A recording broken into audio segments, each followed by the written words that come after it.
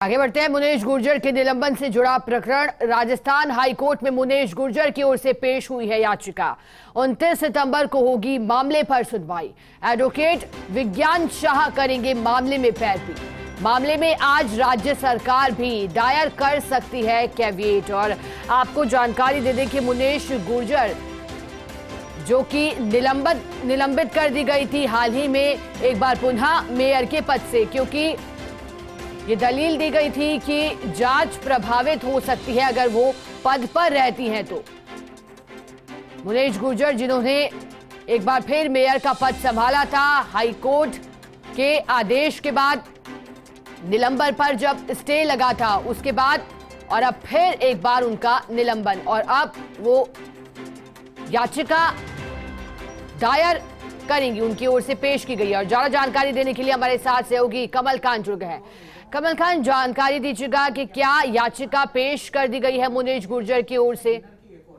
जी बिल्कुल, हेरिटेज नगर निगम के निलंबित मेयर मुनेश गुर्जर ने आज राजस्थान हाईकोर्ट में याचिका पेश कर दी है, क्योंकि पिछले 3 दिन से हाईकोर्ट की छुट्टी चल रही थी।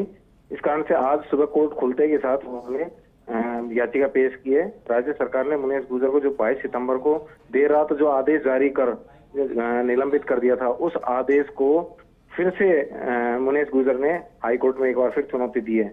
और विज्ञान शाह जो पहले वकील थे उन्हीं वकील ने पेश की है। और 29 सितंबर को हाईकोर्ट की जो एकल पीठ है वो इस मामले पर सुनवाई करेगी। और आज दोपहर तक या शाम तक राज्य सरकार की ओर से इस मामले में कैविएट भी दायर की जा सकती है। जी कमलकांत, याचिका में क्या कुछ है? क्या इस बार भी निलंबन पर स्टे की मांग उनकी ओर से की गई है? जी बिल्कुल, निलंबन पर स्टे की मांग की गई है। और जो पहले उन्होंने याचिका पेश की थी उसमें भी ये कहा था कि राज्य सरकार ने नियम और प्रक्रिया का उल्लंघन करते हुए निलंबित किया है। और इस बार भी उन्होंने जो राज्य सरकार के निलंबन आदेश है उसको चुनौती दी है। जी, सरकार की ओर से जो कैविएट दायर की जाएगी वो कब तक संभव हो सकता है? क्योंकि 29 सितंबर को यानी कि 2 दिन बाद तो इस पर सुनवाई होनी है फिर से। जी बिल्कुल, राज्य सरकार की ओर से जहां तक है, अनिल मेहता जो अतिरिक्त महाधिवक्ता हैं वो आज इस पे कैविएट दायर कर सकते हैं, ऐसी जानकारी मिल रही है। जी कमलकांत, एक और जानकारी दीजिएगा, क्योंकि मुनेश गुर्जर के जो पति हैं उनको भी इससे पहले जो एसीबी की ओर से कार्रवाई की गई थी, फिर उसके बाद जो एक विभाग ने अपनी कार्रवाई पूरी करी थी और जो रिपोर्ट सौंपी थी उसमें कहीं ना कहीं प्रारंभिक तौर पर ये सूचना मिल रही थी कि मुनेश गुर्जर की संलिप्तता भी हो सकती है। इस चलते ही जब दूसरे विभाग में मामला पहुंचा तो दूसरे विभाग में मामला पहुंचने पर जब फिर जांच शुरू हुई तो ये पहलू सामने आया कि कहीं ना कहीं जांच प्रभावित हो सकती है अगर वो पद पर रहती हैं। एक बार तो हाईकोर्ट से उन्हें राहत मिली थी, स्टे लगा दिया गया था। क्या लगता है दूसरी बार भी उन्हें राहत मिल सकती है? ये कोर्ट के उससे पहले तो ये नहीं बताया जा सकता कि क्या राहत मिलेगी या नहीं मिलेगी, लेकिन हाँ ये जरूर कहा जा सकता है कि सुशील गुर्जर को हाईकोर्ट से जमानत भी मिल गई है।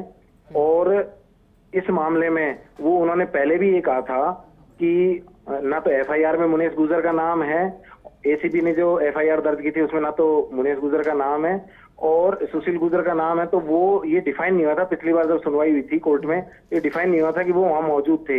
इसलिए ये कहा जा सकता है कि जो उन्होंने चुनौती दी है हाईकोर्ट में, वापस चुनौती दी है, राज्य सरकार के निलंबन आदेश को चुनौती दी है, तो शायद संभावना जताई जा सकती है कि उनको फिर से राहत मिल सकती है। बिल्कुल कमलकांत, और 29 सितंबर का दिन काफी महत्वपूर्ण भी रहने वाला है क्योंकि एक बार निलंबन पर फिर सुनवाई होने जा रही है।